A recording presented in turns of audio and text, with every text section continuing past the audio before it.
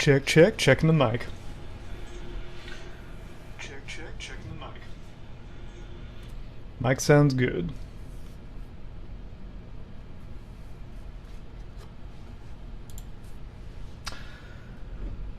Good evening and welcome to the stream.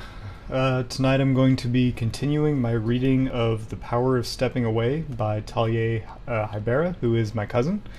So far I've gotten through chapter 8 and I'm starting chapter 9 tonight. I'll probably go for about an hour, and I'll probably read about 4 chapters. If you're interested in knowing why I'm doing this stream, what prompted it, then I would encourage you to check out my first reading of this book, and yeah, you might learn a little more there. So I do have my fireplace going tonight on my second monitor. That's always an essential part of reading. Before I begin, truly, I do need to run and get my tea, which I forgot in the kitchen. Yeah, and then I'll get started.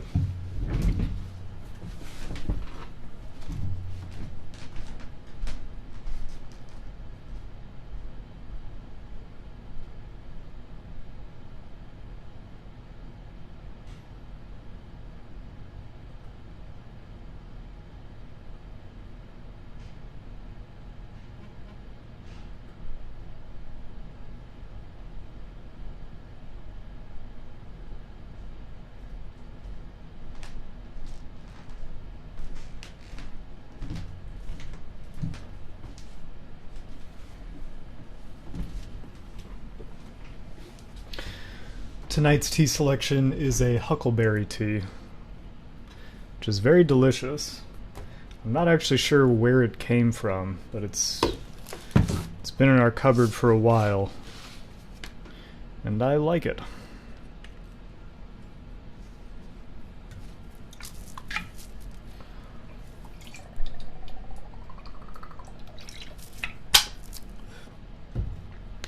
Okay, so without any further ado, this is The Power of Stepping Away, Leaving a Cult and Reclaiming My Life by Talia Haibara. Oh, just another random note.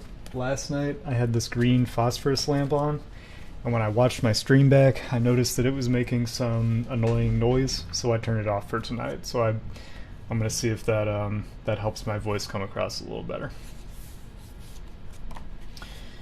Chapter 9. First episode / second year.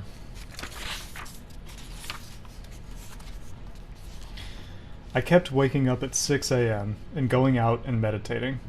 My mom said, "Why don't you sleep in?" I insisted. I like getting up early. I rode my bike all the time and grew tan and skinny. By the time it was time to go back for my second year of school, I was riding at least a mile a day. My parents helped me move back into my old dorm. It was a bumpy transition. We stopped at a bike place to tune up a used bike I picked up. I picked out a new seat. My mom wanted a new seat as well. I offered to help pay, so I took the receipt. My dad got angry. I tried to pay and grabbed my arm. I left the shop, crying. My mom tried to smooth things over. She stayed by my side and said she didn't understand why Dad was acting that way. My parents drove me to campus and helped me unload. My dad didn't even hug me goodbye. I felt so sad and excited at the same time. I went into the first week of my junior year. I signed up for theater classes, there's theater with an R-E again, thinking I might do a theater major. That week, I signed up to go on a retreat in Duluth. This is when my first breakdown happened. It happened on the trip I took with some theater students during the first week. Before I could make it back to campus, I was put in a mental hospital. I stayed there for about a month. Here is my account of my time in the hospital. The ground was white. The walls were white. The bed was white.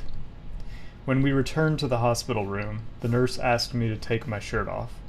I was resistant. "If you don't take your shirt off, I will have to take it off for you." I took off my shirt. She gave me a hospital gown to change into. The gown was white. I lay back on the bed. The bed was cold. The nurse handed me a warm blanket. I don't remember what happened next. Either the doctor showed up first, or my aunt and uncle walked into the room. I thought they had both come into the room at the same time. I asked the doctor if he is my uncle, Kevin. My aunt later told me he did look a lot like my uncle. Uncle Lin came next to my bed. He has a slight belly and a large nose. I tried to put my fingers up to his big nostrils. He laughed. He walked out of the room so I could talk to my Aunt Ruth. Ruth walked to the side of the bed. She had golden blonde hair, large doe eyes, and small cupid bow lips. She took my hand and sat down. I asked her how many times she and her husband have had sex. She answered, "It has been a while since we've had sex." Uncle Lin walked back into the room with my cousin, Brandon. Brandon was handsome, with a square jaw and solid shoulders. "Talia," Lin said, "we want to say a blessing for you." Brandon and Lin lay their hands on top of my head and started praying. "Dear Heavenly Father, we pray for your protection over Talia. Please comfort her." They took their hands off my head. Lin sat down and Brandon stood by my bed. He put one of his fingers in my hand for me to hold. I squeezed and let go rapidly. I think he tells me to stop, but I was just hearing things. My parents eventually came. They were like night and day together. My dad had jet black hair, dark olive skin, and almond eyes. My mom had curly blonde hair, wide blue eyes, and pale skin. All of my looks come from my father. When I went away to college, my mom called every day. My dad stopped talking to me. "Where were you?" I spit at them. My words are harsh, but my face is flat. I have no expression. This was one of the first major outward signs of my disease. It was called flat effect. They looked hurt. Both of them looked so hurt. I couldn't bear it. I looked up at the ceiling. All of my experience had been a nice dark shade of gray. I'm not sure why I was in the hospital. I was definitely not sure about all these pills they are trying to shove down my throat. Gray would be a nice shade for the walls. Color was supposed to be therapeutic. Why was everything in the hospital white? I even came in wearing red.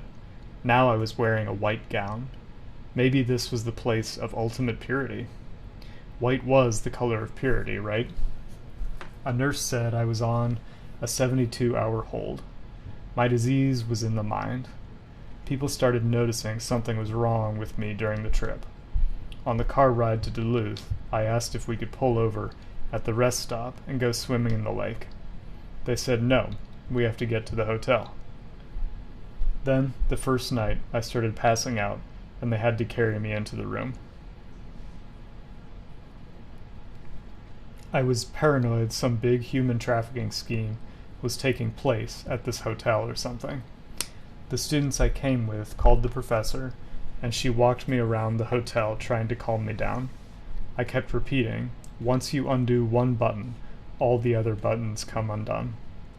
Don't be alone in the room with them." My professor walked me back to a room. My roommates arranged it so I would have my own. And afterwards, the female professor fell asleep underneath my bunk. I stared at the ceiling and had images of the church's leader in the hospital getting injected with drugs. I thought my professor was part of the human trafficking scheme. The next day, I still participated in the theater workshop. Somehow, I got into the props class, and the director set me up with a large paintbrush and a fresh canvas. I tried to recreate a picture of a curtain. It was a red theater curtain. So I made large streaks of red and maroon paint. During this time, the professor came in to bring me home. I protested a little bit. I wasn't done with the painting. Eventually, with some cajoling, I sat down my paintbrush and then left with the professor and her husband. After about 10 minutes in the car, I pretended to go to sleep. The professor said, "This is good. Yes, get some sleep." The next minute, I popped up again. I pulled up my phone and started texting my mom. I typed out, "Mom, help." I am at mile marker 149. I am wearing a red shirt and black pants. Help, help, help, help. I thought the only way I can get out of this situation is if I can get out of the car somehow. I leaned forward in my seat and said, I have to go to the restroom. My professor looked almost startled. She seemed to naturally have a startled look on her face, or maybe I was projecting. She replied, Can you wait till the next rest stop? Yes. I felt even more fear, because they didn't pull over right away, so I peed my pants right in the back of their car. When they finally pulled over, I ran into the BP, yelling, Help! They are trying to kidnap me. I ran behind the counter and startled the cashier. My pants were soaked from pee. One man walked into the gas station to pay for gas. I yelled Isamu and reached for him. I recognized he was a construction worker and thought I'd appeal to him. I pretended to pass out, or actually passed out. When I woke up next, a paramedic walked into the gas station. He introduced himself and said they were going to bring me to the hospital. I walked with him into the ambulance and laid down on the stretcher. I started to buckle myself into the stretcher, but the EME told me I didn't have to. There was another young male EMT in the truck. Here are the thoughts going through my mind at that time. I have to die 7 times, like true father. The professor is actually my mom, and the woman who says she is my mom adopted me from her. I have to tell them I have epilepsy, or I actually have epilepsy. My aunt has epilepsy. The last moment I remembered is when we got to the hospital. As we were walking in, I started screaming one long guttural scream until I passed out. The very, very last thing I remember is the EMT injecting something into my arm and telling me to stick with him. When I was conscious again, I was in a white hospital room. They put me on some medication. For the longest time, I thought I would be the perfect person. I would lead the perfect life, untarnished by anything or anyone. I felt pure and whole. Then this happened. This was definitely, I thought, a bump in the road. This was not in the game plan. My life was no longer perfect as it used to be. I was not perfect like I used to be as a child. Sometime during the night, I was taken to the ICU. My night nurse came in. She handed me an already opened container of apple juice. I refused it. She handed me a half-moon-shaped pill. I threw it on the ground. My mom walked into the room and said, "Maybe you should just take the medication, honey." The nurse walked out of the room, and I lay down on the bed. Mom turned off the light and lay in bed with me. Another nurse walked into the room. This new nurse was the opposite of the first. She had long, dark, black hair tied up in a bun. She was small and thin. She smiled at me and shook my hand in a tight grasp. As she smiled at me, I felt a chill go up and down my spine. She reminded me of a wolf. I thought she had some shots to give me or a gun to shoot me. I rambled. Did you know that people each have their own wavelength? Mother Teresa had such a high wavelength that she changed the energy of the room when she walked in. The nurse smiled and nods her head. She explained that she was a student nurse. This work was a part of her studies. She sat in the dark at the front of the room. I sat up and talked to her all night. My favorite flowers are violets. Purple is my favorite color. They smell good. I think she is going to kill me.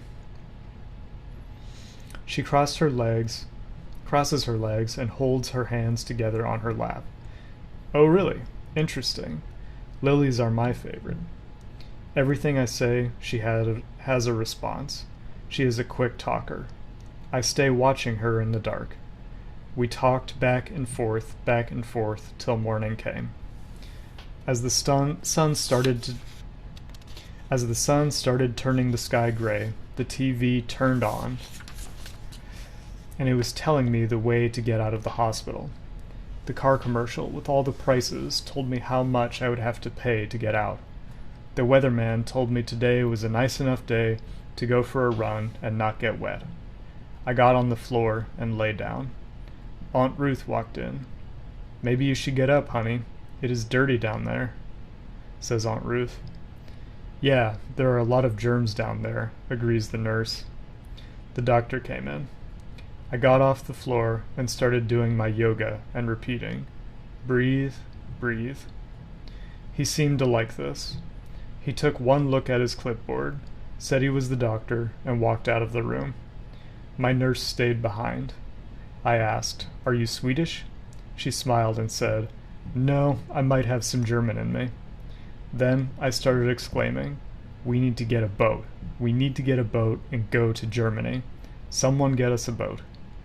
She sat down and said she was reading a book today. She handed me a menu. She said, "You can order anything you want. This makes me infinitely happy."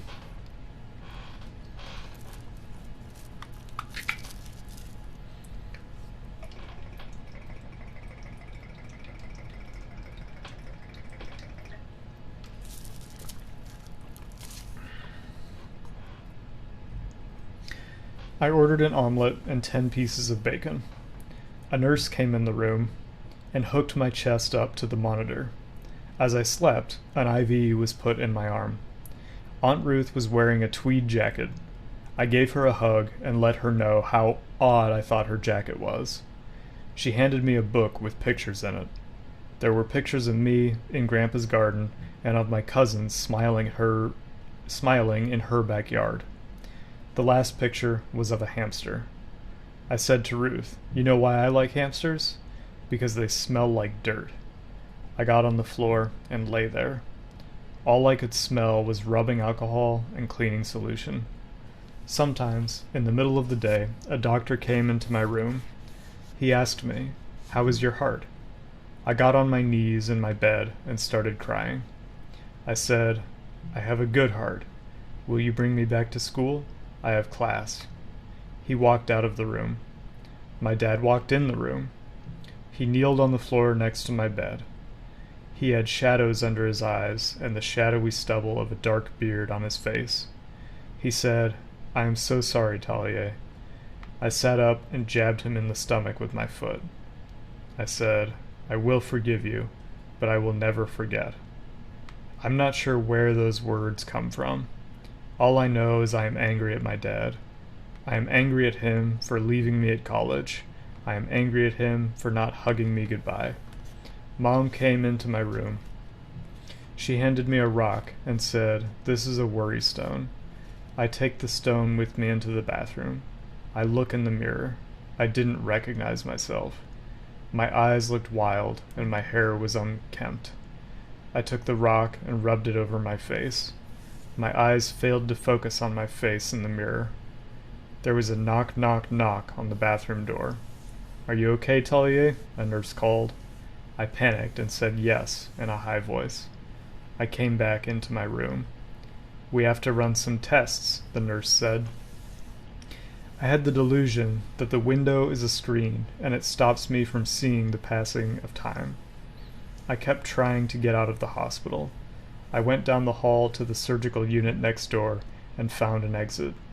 I pushed on the door and alarm buzzers went off. Some nurses came in and forced me back to my room. Next time, I tried the other side of the hall. Again, the door wouldn't open, and the nurses forced me back to my room. I was incontinent, so I wore a diaper. I peed in my diaper and presented it as a baby to one of the nurses. He took the diaper and went, "Oh, that's your baby?" In my 100th attempt to get out the door, I was stopped by a heavy-set nurse. As soon as I saw him, I panicked. I put my arms up and my hands in front of me and yelled, "Stop." I repeat, "Stop and back away." Every step I take away from him, he takes 2 steps closer to me. He lunges at me, wrapping both arms around me. I screamed and struggled to get out of his hold. From behind him, other nurses grabbed my arms and legs. He stabbed me in the butt with a needle, and the nurses dragged me and pinned me to my bed. My arms, legs, and abdomen were strapped down to the bed. By now, I had stopped screaming and stopped struggling. I had the delusion that nurses are filming everything. My mom was in the corner of the room. When they left, she handed me a children's book. Straining to hold the book up, I read through the story of Mr. Goose and Friends. My words came out more and more slurred. I was woozy from the sudden shot of drugs into my body. I passed out cold. My mom later told me someone came in the room and unstrapped me, saying she doesn't need this. Out of defiance, Mom put the straps in the bedpan. I did nothing wrong. I wasn't violent. I don't know why they restrained me. I later heard it was the nurse with the red hair who called it on to me. I have never quite forgiven the nurse with the red hair. I was placed in the psych ward on some other floor. First, I went to a meeting where about 20 to 30 other patients were checking in. I walked past the dining room and sat in a plush red chair surrounded by about 30 other plush red chairs. The wall was also whitish, but it had a warm yellow hue to it. Some people filtered into the space and sat in the chairs. A nurse walked in and sat down and began a discussion. The patients talked about recovery, and some said they were getting better. When it came to me, I said my name and told them I had a rough day but was getting better. I am the last one to go, so I get up and go to a room off the dining room where some of my peers and a nurse are playing a game. I sat down and picked up one of the rainbow-colored cards. I read the text in the colored font and made up an answer. Then I thought about calling my pastor and asking him to get me out of here. A boy next to me was rapping. This may have been a delusion. That night, as I was getting my dinner tray, I collapsed on the floor. The nurse came and gave me a shot in the butt, put me on another gurney, and took me to another psych ward. My mom and dad were out in the hall. As I was carted down the hall in the gurney, my mom cried, "What happened?" I thought all the drugs were adding up in my body and making me shut down, or all of the stress in my mind built up until I collapsed. There were too many thoughts of wanting to leave, too many worries about if I would be stuck there forever, too many chemicals in my body. The third psych ward seemed grayer than the last. The lights were dim. The patients were more depressed, and we were on the ground level of the hospital. The window in the dining room looked out into a small courtyard. I used a napkin to wipe down the tables. The nurses told me not to do that. I walked around my room, listening to patients during the lock-in hour. One man was screaming. He keeps saying, "No, no, no, no." My mom was locked in my room with me. She looked at me and whispers, "Doesn't that bother you?" "Not really," I replied. She looked down and lamented. "It would bother me." Aunt Ruth and Uncle Lynn visited and brought me soup to eat. They sat with me in my room and talked to me about the familiar, my cousins, my parents, and themselves. Some people had one episode and never had another one. Some people have an episode and then have a few others in their lifetime. I had 3 more episodes after this one. Looking back, I sometimes question how I fell so deeply into sickness. I place a lot of blame on the cult and how it tried to control my life. I couldn't go to school and act like a normal young adult while someone whispered in my ear, "Do this, don't do that, or this is evil." I felt like that was what the church did. So I had pre-existing illness. Schizophrenia is a panic disorder. And the missionary program was a trigger for the symptom of the illness in my life. I needed to go to the hospital for a month to get used to any medications. And first, the doctors had to find what medications worked for me. This was an extended process that lasted years. Only recently, I got on a med specifically for for anxiety, and all that time I had horrible, painful panic attacks. Once I got on the anxiety med, I could go months without a single panic attack, when before I had them 3 or 4 times a week. Stress, in general, was a catalyst, a trigger for symptoms of mental illness, such as voices, delusions, or paranoia. School played a part in it too, because there was plenty of stress there.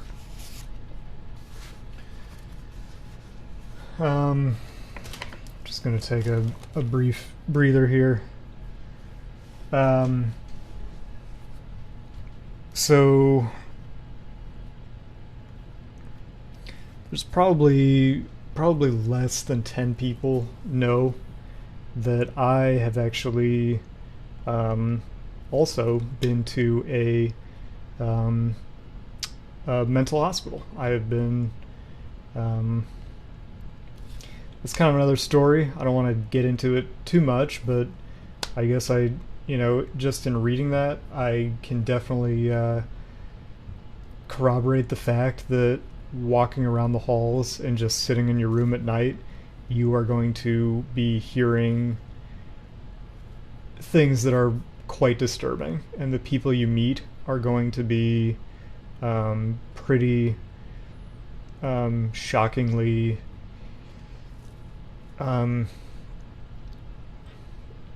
mentally unwell. I don't want to sound like I'm stigmatizing them or like making it sound like it's some kind of freak show. It's just, it is a fact. Like, we see it in TV and on movies and stuff like that, but there really are people, all over the world tonight who are in extremely bad mental states for a wide variety of different reasons. And it's, to those of us who are mentally well, their states are very, very concerning and can be very shocking.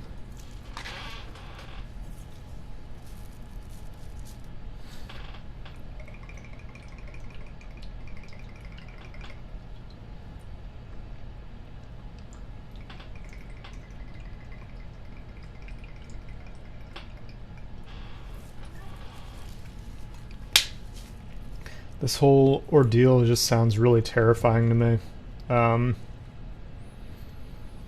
It's a form of like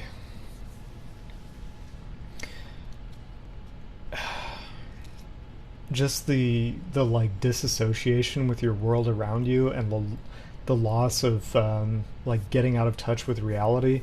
That sounds really scary to me. Like it sounds very scary. I'm not sure what else to say. Yeah, I can't imagine it. I really can't.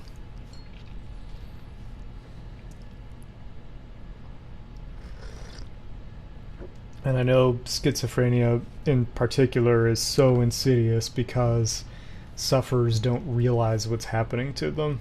And it does sound like Talia did experience this because it comes with paranoia. It tends to lead sufferers to actually run away from the people who could help them and would help them most. And I've heard of just incredibly heartbreaking situations where people will develop schizophrenia and then basically reject all their friends and family and become homeless because they're so paranoid that they can't seek out help. And it's just really, those situations are incredibly sad. And I know Talia said this is only her first of, I guess, 4 episodes, but to my knowledge, she never reached a state where she was completely refusing any help. So hopefully that'll stay that way. But I don't know every part of her life story, and just to give my memories on this time, I do remember when my dad called me and started talking about this, and I think the first time I heard about it, I don't think I heard the word schizophrenia. I just heard that Talia um, was in a mental or a psych ward, and I do vividly remember hearing something about her um, having said that she was.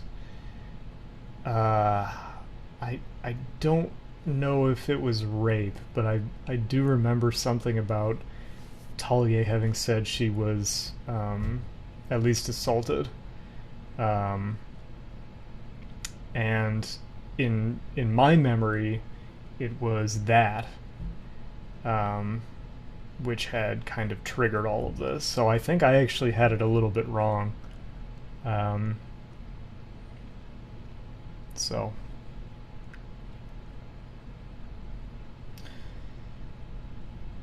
Yeah, it's heavy stuff.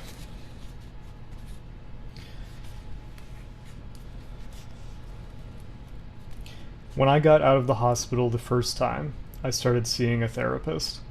The circumstances were like that of a mob movie. On the last day of my incarceration, a woman with a short rainbow mini dress came in to talk to me.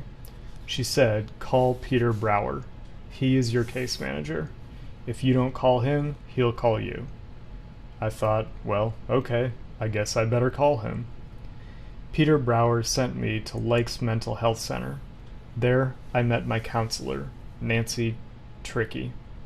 She had long white hair, pretty blue eyes, and a quick smile. It was my first week out of the hospital. She asked me 2 questions every time I saw her. How are you doing, and how are the medications? My answers were always along the same lines. I want to be back in school, and I never wanted to be on medications. I wonder if I was considered a tough case. I didn't want to be where I was, and I didn't want to take my medications. But alas, I was where I was, and I did take my medications. Nancy did a diagnostic assessment on me. She said if I took drugs or drank alcohol. She asked if I took drugs or drank alcohol. No and no. Once that was over, she asked me her 2 questions. How am I? I want to go back to school. How are the medications going? I never wanted to be on medications, but I am taking them. This was our ongoing battle. She helped me get out of the psychotic state I was stuck in, though, and thanks to her, I could go back to school. I went back my sophomore year and finished strong. I kept seeing Nancy over the summer, and things seemed to go well. Then it was time to go back to school. This was when things crashed down again. Here's what I remember. My parents and I were on our way to campus from our hometown of Perham. I bought a tub of gummy bears and pulled out my sleeping mask. When I got to campus, my parents helped me unpack and took me out to lunch. On our way out for lunch, I bumped into my new roommate. She said hello and introduced herself. That night, as I lay in bed, I felt needles pricking my scalp. I forgot to pack bed sheets, so I folded my yoga blanket around me. I crawled out of bed and lay on the ground. Next to my head, I wrote the note. Class at 9 o'clock, wake up at 8:30. I didn't have an alarm clock, so I was writing to the ghosts of Manor, hoping they would wake me up on time. The next morning, I woke up early. I ate breakfast, worked on some problems in my chemistry book, and sat on the steps. The wind was speaking my name. The birds were singing with me. I waved at a strange van passing by. After class that morning, I ran to the restroom and started crying. I looked in the mirror and said, "Only strong people cry." I walked to the Anderson Center to meet my parents. My parents were sitting in the forum. "How was class, honey?" Mom asked. "It was okay," I replied. I walked to the restroom. My mom followed me. She chatted away. We went to Ginkgo's and had some lunch. Dad and I went to a used store down University and found a fan for you. It's in the van. If you want it, we can get it later. I went into the stall, threw down my books, and ran out crying. Moments later, I sat in the school counselor's office, staring at the mouse pad on his desk. He looked at me and said it would be best if I went back to the hospital. My parents brought me to Taco Bell first. We ordered through the drive-thru window. I can't remember if I ate. Mom, Dad, and I sat in the waiting room. Mom tried to play tic-tac-toe with me, but I couldn't figure out how to play. After waiting for an eternity, I was admitted to one of the psych wards. Here is the account of my second time in the hospital, July 13th. This is my second time at Fairview Riverside. I came here because I passed out on a class trip, and I had been there for 21 days last September. I am working on being physically, spiritually, and mentally healthy. In your medication, focus on kindness of others. Today, I am practicing to socialize with others. There was art therapy group. I made a card. Afterwards, there was a meeting about how to respect. I want to go to all the group meetings, so I gain as much out of this experience as I can. These next 2 weeks, I will participate in all of the meetings. July 15th.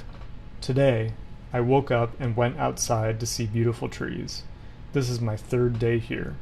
I just went from Perham to Hamlin. I am at Fairview Riverside Hospital to re-energize and gain health. July 16th. Why did my mom and dad tell me to chew my vitamins? Isamu's phone number? M's phone number? July 17th. Over the intercom, a lullaby played briefly. This meant a baby was born. I am a swimmer. I get on my bathing suit. I ride my bike to PACC. I drop into the pool. I swim. I do yoga. I sing and dance. Cha-cha. July 18th. My Aunt Ruth and Uncle Lynn brought me soup. I refused to eat it. There was a collage in front of the entrance of my room. It was loud with its green and blue sparkles and metallic papers. That day, I spun round and round the hall, singing until my voice turned raspy, and I was dizzy. So all of that was her notes, I guess, from when she was in the psych ward.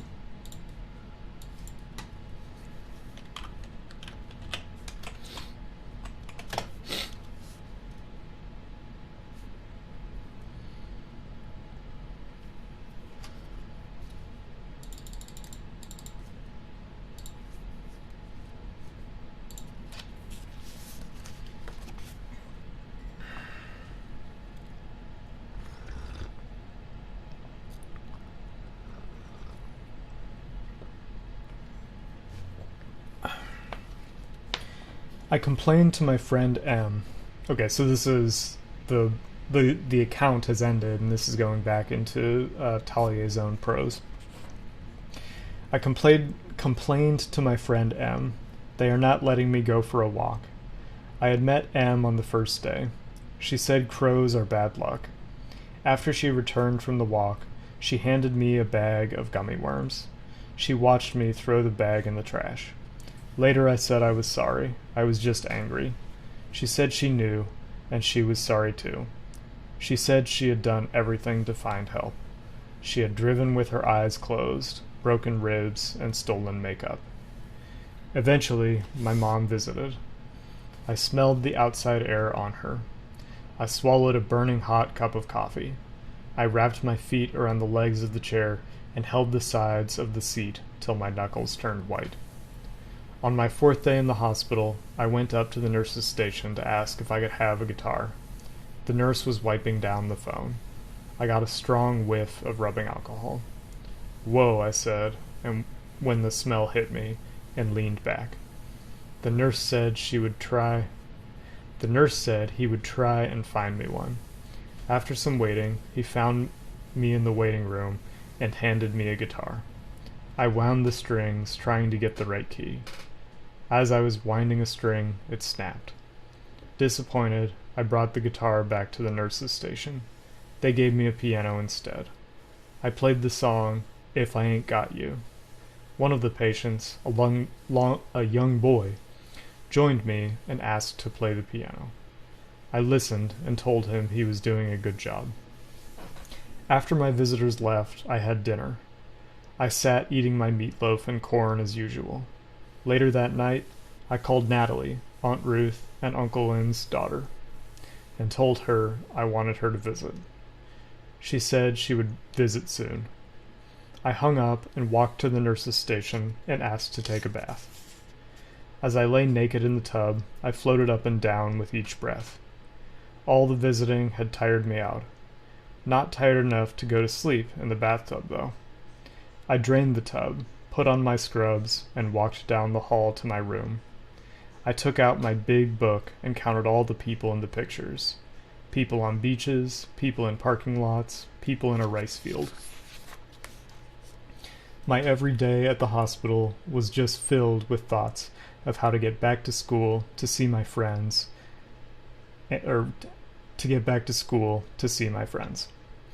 After my mom left me, I'd sit in the TV room and try to drain my thoughts and replace them with the happy thoughts of people on the TV.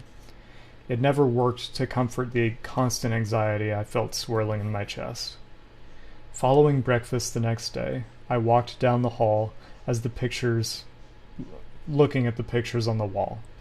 A picture of a pathway disappearing into a field of flowers hung in the TV room.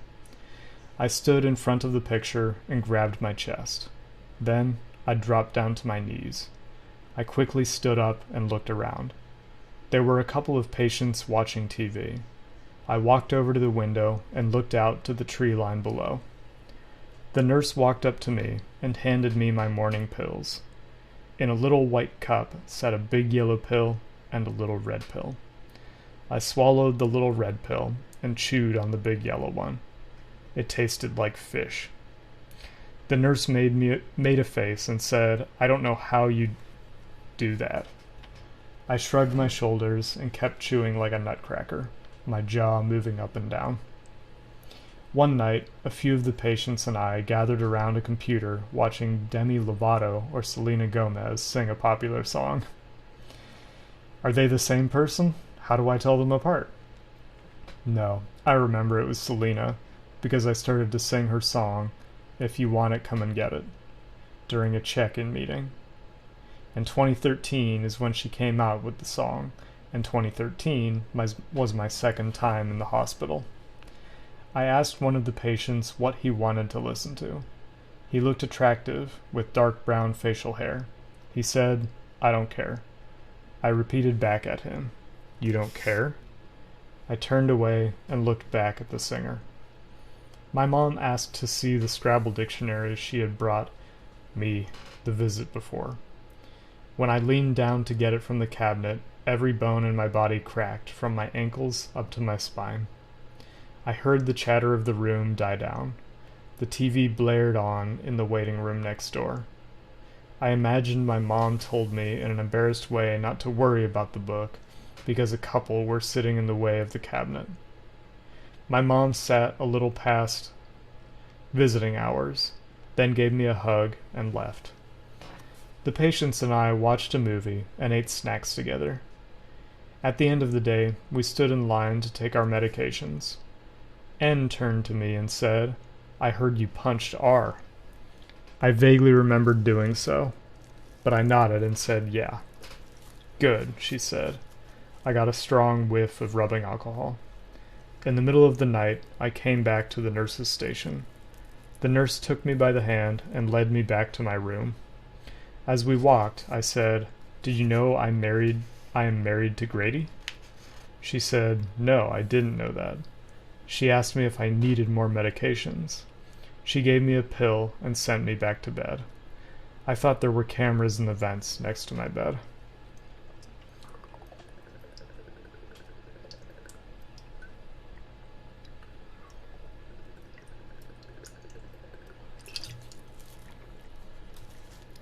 Natalie also visited me. I don't remember what we talked about. She told me to call whenever I needed. She left because she had kids and a husband waiting at home for her. I did not want to see anybody. I did not know what I wanted to do, but I didn't want to see people in the hospital.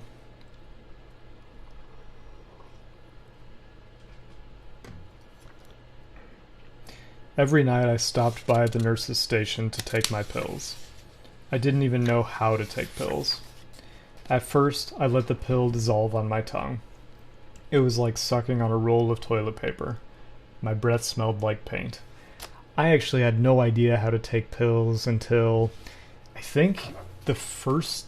So, I had taken them throughout my childhood, but I didn't really... I didn't know how to take pills until I was in college, probably. And even then, the only pills I took were for headaches, basically. So Advil or whatever. I'm still not great at it, but I can do it. But yeah, I was terrible at taking pills for most of my life.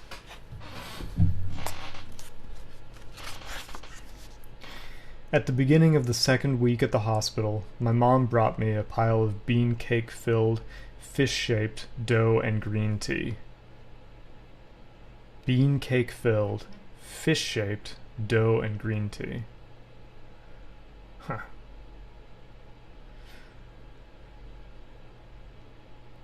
Bean cake-filled, fish-shaped dough. That must be one thing, and green tea must be the second thing. I gotcha now. I refused to eat any of it. Some of the patients walked by and said it looked good. I paced around the dining room. I could smell the sweet bean cake. Mom made some coffee and talked about how nice the little kitchen was. I smelled the rich coffee beans. She and I sat in the chairs in the lounge and watched America's Got Talent. I could still smell the fresh air off her clothes and hair. Her breath smelled like chocolate. Was I turning into an animal? I felt like one. I felt like a panther stuck in a zoo. I was afraid I would literally wilt away from lack of sunlight and pure oxygen. I visited the nurse's station and asked if I could take a walk. The nurse said, "You can't go outside. You're not code 3. I said, "What if you wanted to go for a walk and someone said you couldn't because you are not code 3? One afternoon, I dragged my yoga mat out to the TV room and started doing yoga in the front of the room. I did a downward dog and sun salutation. The room felt hot and I smelled like sweat. I sat down on my mat cross-legged. I laid my hands on my knees, closed my eyes, and meditated. The sun shone in through the windows, hot on my skin. I took a shower, asked the nurses for a new set of scrubs, and told them the bathroom needed to be cleaned more regularly, for it was dirty when I used it. The day before I got out of the hospital, I visited the zoo with my mom. I thought it was a trial run to see if I could handle being out in the real world before I returned home. I felt myself shaking. The stiffness started in my right calf and continued all the way up my neck. I told the psychiatrist I didn't feel well and showed him my puffed up fingers. He handed me a pill in a cup. I swallowed it down and felt nothing. By nothing, I meant I still felt the stiffness and shakiness I did before. I walked into the activity room. I picked up some beads and string from the table. Without looking at either the beads or the table, I filled the string. The room turned blurry. On my last day in the hospital, I went to the nurse's station, took my medications, and crawled into bed.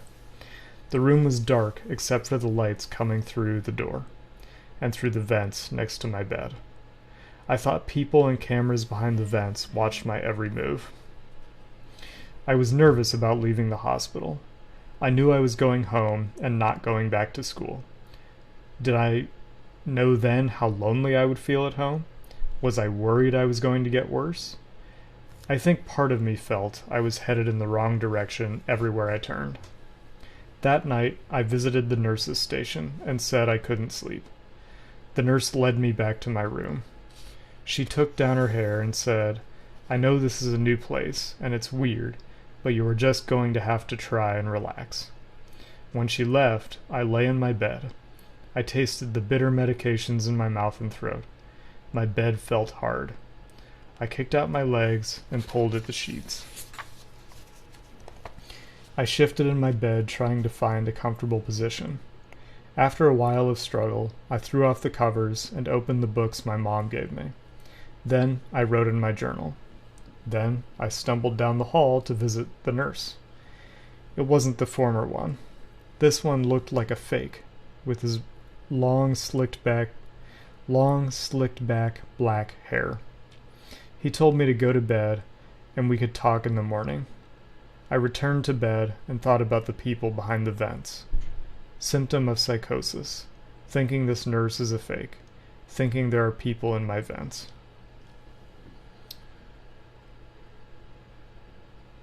July 19th. My mother, father, brother, and sister are coming to see my show, Scrub-a-Dubs, in the Palace Theater. When I strap on my shoes, I feel amazing, balanced, catty, divisive, emotional, fancy-free, and gorgeous. Have a great day. In the morning, my mom took me out of the hospital. We drove to Como Park, where I slept in the car. She bought me crayons and a new coloring book. I looked at them and fell back asleep. I don't remember the drive home. We arrived back at the apartment, and I unloaded a couple of plastic bags full of my clothes and notebooks. I carried them into the living room, where they were to stay for the month. Right away, I started to reconnect with friends. I took out my phone and typed out a message to my friend Grady. "Are you still playing football?" he said. "No, I don't play football anymore. Is this really Talia?" I replied, "No, this is Latuda." I lay naked on the floor next to the bed. I sat up and rested my head on the bed, staring at the phone. I had a crush on Grady, a boy I was a missionary with in the Unification Church. I scrolled through his Facebook page looking at his pictures.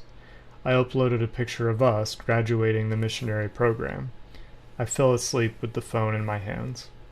The next day, I woke up and walked into the library. There was a boy standing at the entrance. At the library, I uploaded a picture of myself and unfriended some friends on Facebook. My mom came to the door. She had followed me. "Stay away from that boy by the door," she said. "He was asking me for a ride." I got up and sure enough went over to the boy at the door and started talking to him. "You probably don't want a ride from my mom," I said. "Wait, what's your name?" he asked. I started walking away. "Wait, where are you going?" I kept walking. I walked toward the hunting and fishing shop on Main Street. In the hunting and fishing shop, I arranged all of the arrows by color. Then I counted all of the dead animals on the wall. 1 dead moose, 2 dead deer, 15 dead fish. I checked out the prices of the fishing tackle. Each price told me how many fish to buy. How much tackle did I need to buy to help me out of the town, away from home, back to my friends in the city? One day, like most, I woke up and biked to the PACC. I think it's called the PAC. I have been there a couple times, actually. I woke up and biked to the PAC to swim. It's a great indoor aquatics center that has like a really cool water slide. For a small town, it's a really, really, really amazing indoor aquatic center, and it's huge. It's got like basketball and racquetball and all sorts of other stuff too. So like all around athletic center, I guess. So she biked to the pack to swim. Then I walked to the subway to order my sandwich. Then I walked down to the library and surfed the net. From the library, I ran to the Brew. Have also been there. It's a nice little bar in Perham. I ran to the Brew and ordered a nice cold cup of water. My mom came in the door and sat next to me. I growled. "Get the F expletive away from me," she asked. I growled, "Get the F expletive away from me." She asked, "Talia, do you need your medications?" I yelled, "Leave me the F expletive alone." And by the way, on Twitch, I do not have my age restriction on, so that's part of the reason I'm not going to be swearing. I don't have a problem with it at all, but I do want to show that, in fact, even Talia herself did not actually use an expletive. Well, that's really hard to say, but it's an F number sign and sign asterisk. My mom looked sad and decided to leave. I called the police, who arrived a minute later. The cop arrived and sat beside me. I said, "I'm tired. I'm just so tired." He said, "You can't call the police unless it's an emergency." I took off my shoe and said, "These shoes give me blisters on my ankles. I'm afraid my Achilles heel is going to snap." The cop had me get in the car with him and brought me home. I wanted to feel less alone. I was disappointed I had missed another semester of school. Being alone in a small town made me feel even more depressed. After this period of depression and almost manic-like behavior, the counselor and my mom decided I needed to go back to the hospital. For the first time, I went to Prairie St. John's in Fargo, North Dakota. Going to the hospital was also a catalyst. It made me stop and realize I was sick. I needed help. I needed to figure out what was going on. The first diagnosis, in a long string of diagnoses, was psychosis not otherwise specified. My mom and dad were always by my side at the hospital. They showed up that first night and stayed with me for the month in the hospital. I tried to escape. I suffered, and I begged to go back to school. The day I got out of the hospital, I packed everything I had accumulated there in 2 paper bags.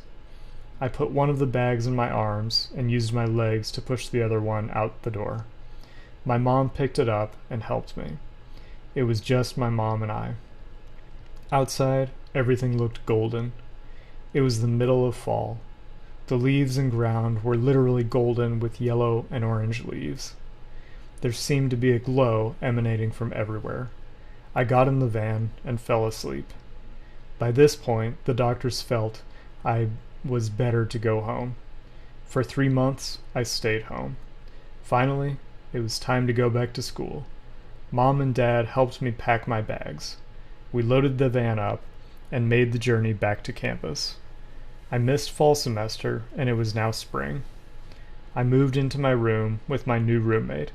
She was friendly and down to earth. She studied martial arts. And her mom was a psychologist, and she wanted to be a psychologist, and had some empathy for my situation. It's actually a really great roommate pairing, if I may say so. So I am at 59 minutes, so just about an hour tonight. Let me see.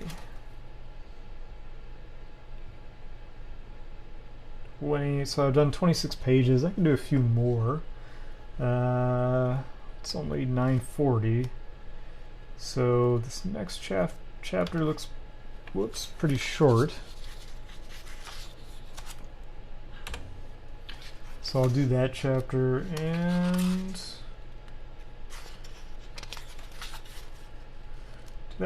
maybe the next one as well. Let's see how it goes, but definitely one more chapter at least.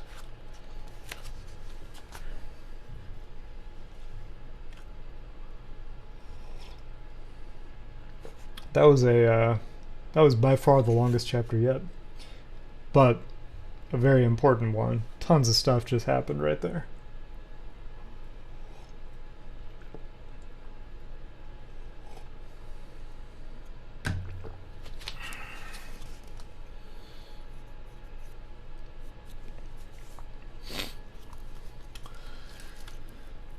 I don't do much reading aloud, but when you do it for, an hour, your voice really does start to kind of dry out. I understand why singers and comedians and all those kind of people always have like a bottle of water next to them on stage.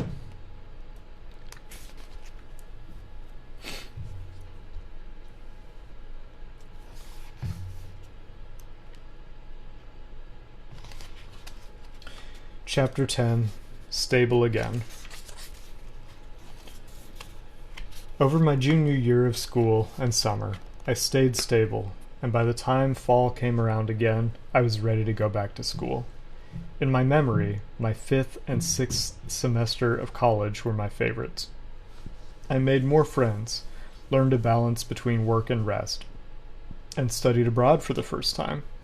I made a new friend through open mic, and we started eating dinner together every night. His name was Ryan. I joked, "Oh, I thought you said Brian." I tried to flirt with him, and did so by teasing him, somehow, about his name. He played piano every Thursday, and I sang or played guitar. He had a green sweater he always wore to keep warm in the frigid winter weather. I noticed it was always falling open because the buttonholes were too big. So I offered to sew it for him. After I sewed his jacket, so it stayed snug, he asked me for my number. We were already seeing each other every week and eating dinner every night, so I agreed. From then on, we texted each other and hung out, ate dinner, and checked up on our status. Sorry, let me read that again. From then on, we texted each other to hang out, eat dinner, or check up on our status. At the same time, I was getting used to my new medications. I took them once every night. The meds I took were Latuda, a second-generation antipsychotic. I didn't like taking them. I thought they caused me anxiety.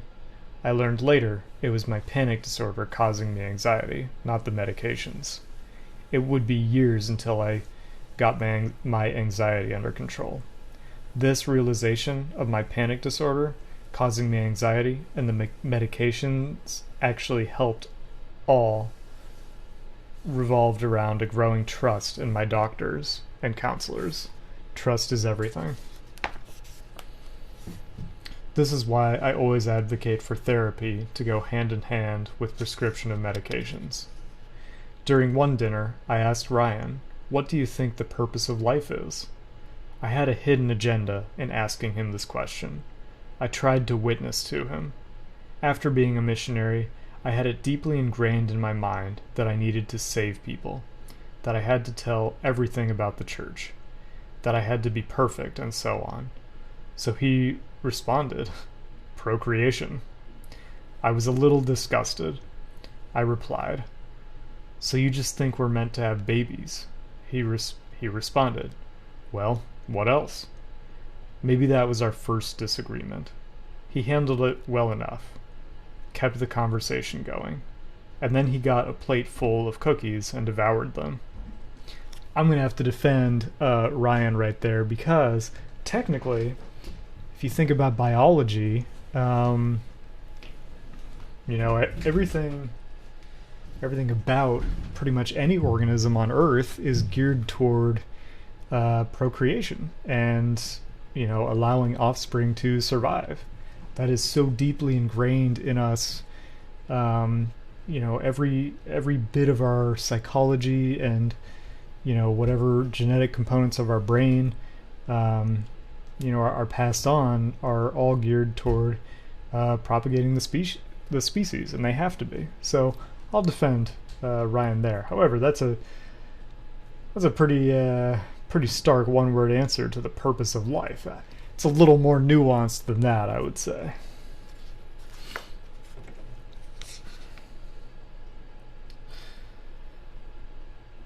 That was one thing that amazed me about Ryan. He could eat a whole plate of cookies, cupcakes, or other desserts and not gain a pound. Yeah, I'm that way too. Blessing and a curse. I get it. I know people are jealous of that fact. But I have to fight for every pound that I gain. And I feel like the fight to exercise toward weight gain, because that's what I have to do. The only weight I can gain is muscle.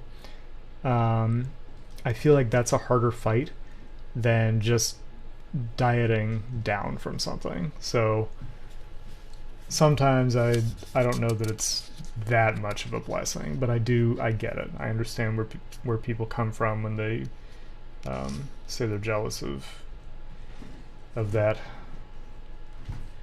metabolism.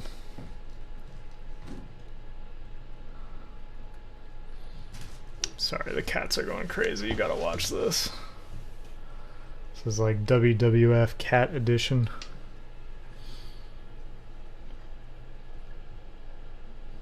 They're not really fighting. They do this all the time. They love it.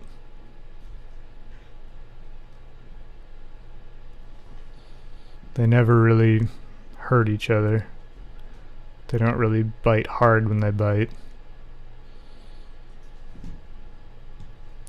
So Alan, the orange one, turned 9 last Friday, and we've had him since about 2016, I believe. So we've had him for 4 years. He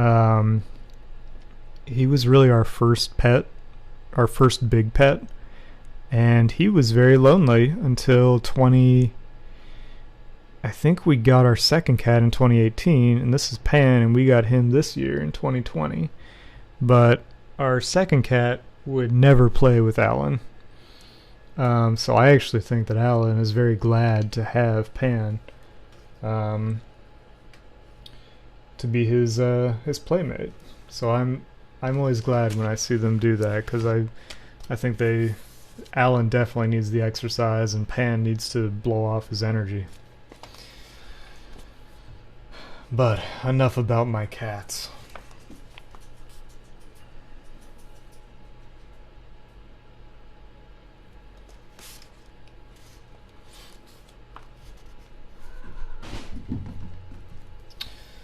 So yeah, Ryan, excuse me.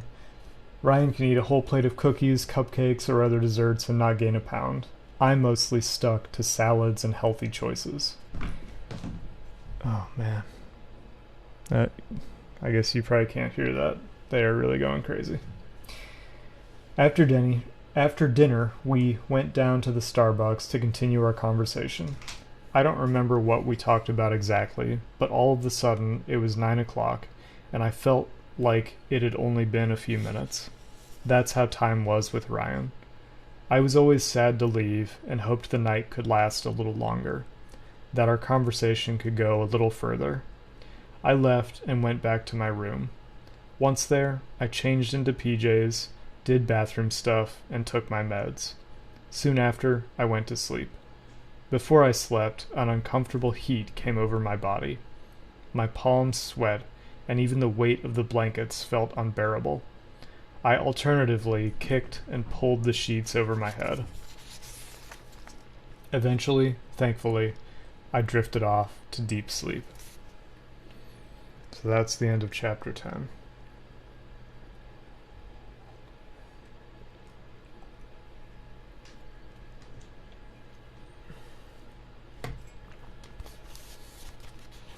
Well, it is getting pretty late for me, but got another short chapter here, so I'm going to go ahead and roll through it. Chapter 11, Jamaica. I didn't know Talia went to Jamaica. The night before we left, I slept maybe a couple hours. We got up when it was still dark out. One of the other students and I were getting a ride with another student. The ride to the airport was slippery. The roads were icy and covered in snow, so it was treacherous. We finally got there, though. As we sat in the lobby, waiting for the other students to arrive, I felt very anxious. My vision was blurry, and I had a feeling of dread. It grew as we went through security till I felt I was losing touch with reality. When we got to our gate, I got a drink of water and went to the restroom. I looked in the mirror and mouthed, "Get yourself together." When I got back to the waiting area, I told Sam, the kind professor, I was feeling anxious. He said, "You'll feel better once we get there." I held on to the notion. Then I realized I had forgotten to shave my armpits, and I felt self-conscious of this. This fact added to my anxiety. We had a short 3-hour flight to Florida.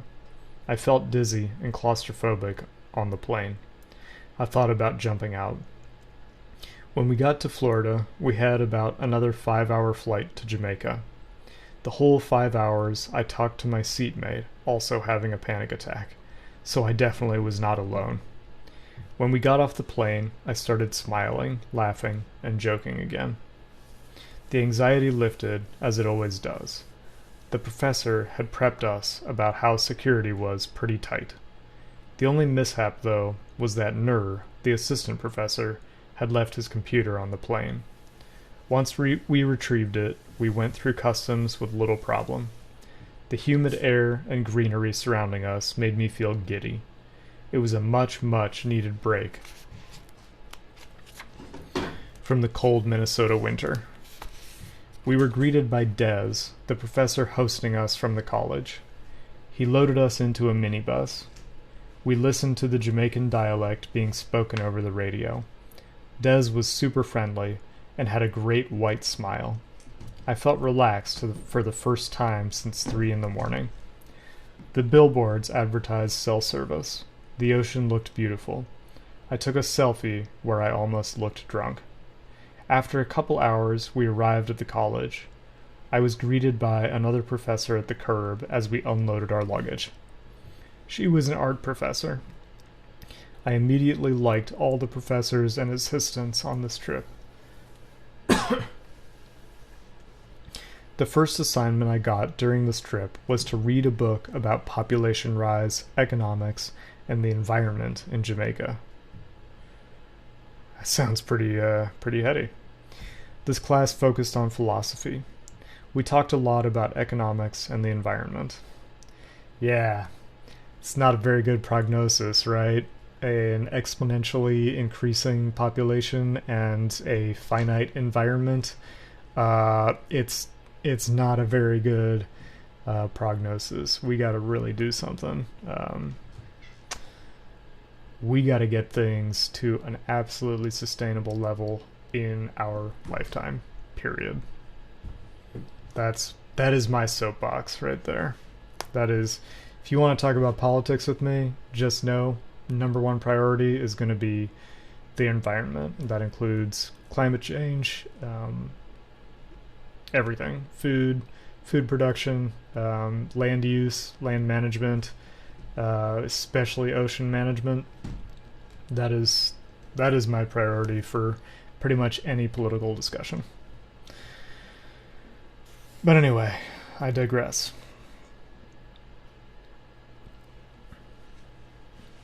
We talked a lot about economics and the environment, the ways the land had been colonized and exploited, the poverty.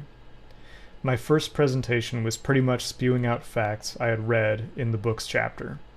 My professor seemed pretty pleased with my recall, though he encouraged me to add my own thoughts. He said, "Are these facts backed by what you see? What is the real question here?" I responded, "Well, I see the exploitation in the way the high class and totally impoverished people live side by side." I was horrible at bartering, a custom traditional in Jamaica. I didn't really care if I lost money on the doll or set of earrings. Many times I felt hungry more for meals filled with plantains and jerk chicken. I love jerk chicken. There's a great jerk chicken restaurant in Champaign that my girlfriend and I discovered, and we love it. It's so good.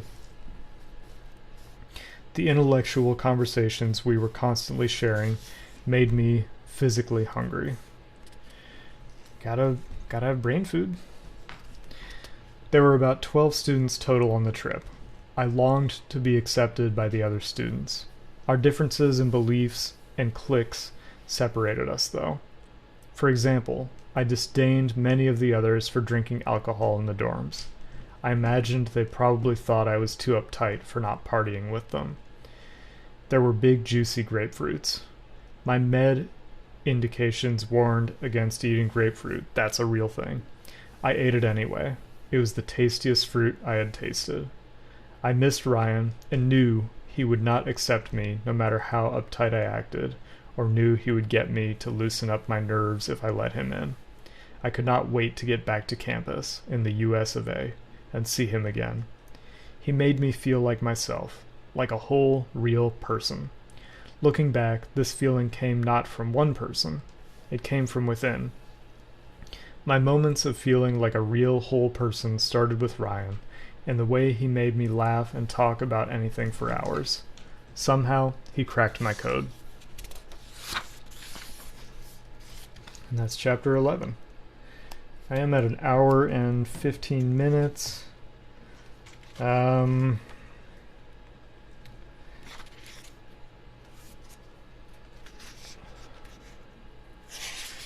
I gotta go. Just one more chapter. It's short, and so far, first 2 streams, I did 4 chapters, and if I do one more chapter, I can get 4 chapters tonight as well. So I'm gonna do one more chapter.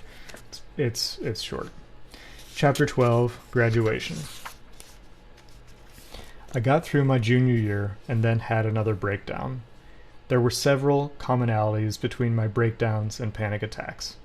During a breakdown, I had many panic attacks. So I'm not sure if that is correlation or something else. Both of them were triggered by stressors such as the school year starting again or lots of schoolwork. I was going to mention this earlier.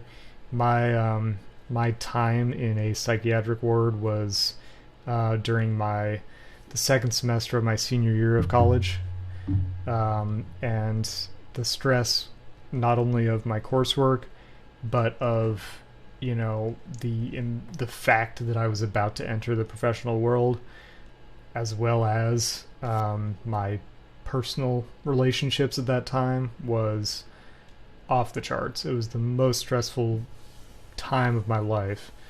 It was also my birthday when I entered the hospital, and I hate my birthdays. I hate getting older and aging and all that kind of thing. So it was the culmination of a lot of things. So I understand this idea that she's getting at is you have these stressors, and any one of them, you can handle. You can handle one stressful thing at a time. But when a lot of different stuff is thrown at you, it piles up, and it can trigger your inner demons.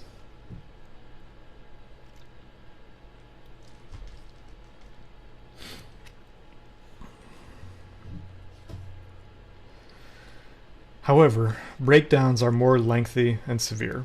A breakdown is just that, the crumbling of reality, the loss of self and illusions and paranoia. I see it as the breakdown of everything secure and known. Some days I would say I just don't feel like myself. During a breakdown, I didn't feel like myself for months at a time. Both are involved in or possibly caused by trauma. Trauma can lead to PTSD, which I also have. 1 second, I was enjoying dinner with Ryan. Then, all of a sudden, I was back in another psych ward. All I remember is Taco Bell and playing tic-tac-toe with my mom. Then boom, another hospital, another psych ward. I always begged to go back to school. All I could think about was how much I missed Ryan. A couple times, I contacted him on social media. I missed him so much. Before I officially got sent home, I stayed at Aunt Ruth and Uncle Lynn's house. I don't remember why the cops came. I'm almost positive I called them. The reason why, I don't remember. When they came, my brother hugged me and told me to sit down on his lap. I cried into his neck. No more books, no more pens, no more pencils. He said, "It's okay." My aunt explained to the cops how I had just been discharged from the hospital. I didn't hear the rest because I buried myself even farther into my brother's neck and sobbed. To make a long story short, a benevolent nurse put me back on my regular meds, and after months of horrible trauma and a bout of catatonia, I was working as a cashier at the local grocery store. I went back and forth between living in my parents' apartment and my grandparents' house. One night, I heard my grandpa groaning and calling someone to call an ambulance. I called an ambulance and had an anxiety attack as the truck took him away. My mom went with him as they took him to the hospital. I had a panic attack as I lay in bed and tried to go back to sleep. Grandpa had erupted his intestine. He was taken to St. Cloud Hospital to be further operated on. Calling the ambulance had saved his life. He stayed in the hospital in St. Cloud for a couple of months, I think. My parents and I went back and forth, spending time with him as he recovered. It was super hard to see my dear grandpa intubated, so weak and sometimes suffering. I often took runs around the hospital or sang to keep afloat.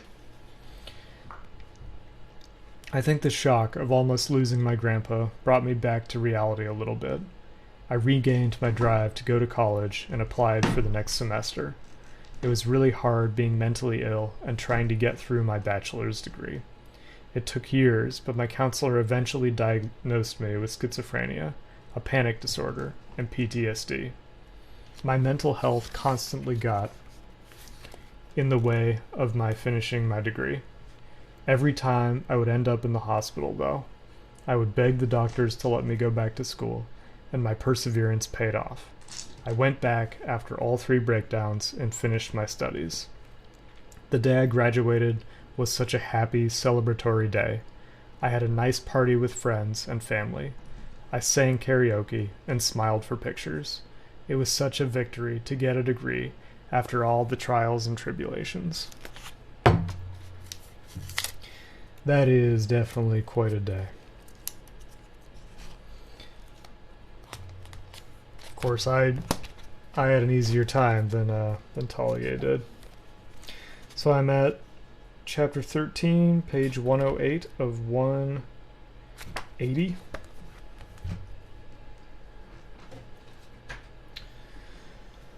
And yeah,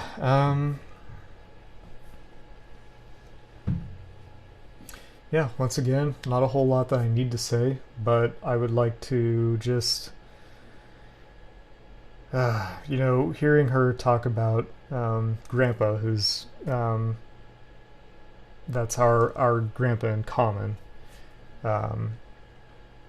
just kind of reminded me of him and his presence and how much I miss him.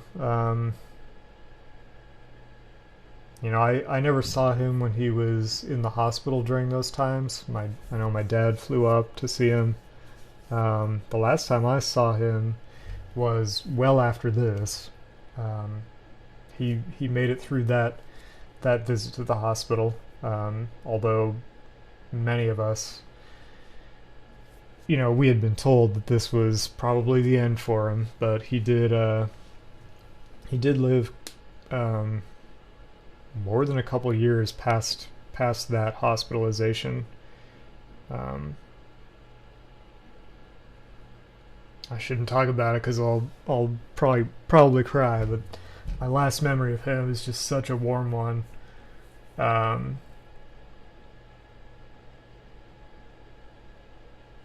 Yeah, I'm not going to talk about it, but basically we were just in the hall of the nursing home where he spent his last years, and he just had such a great attitude and had a smile on his face, and just he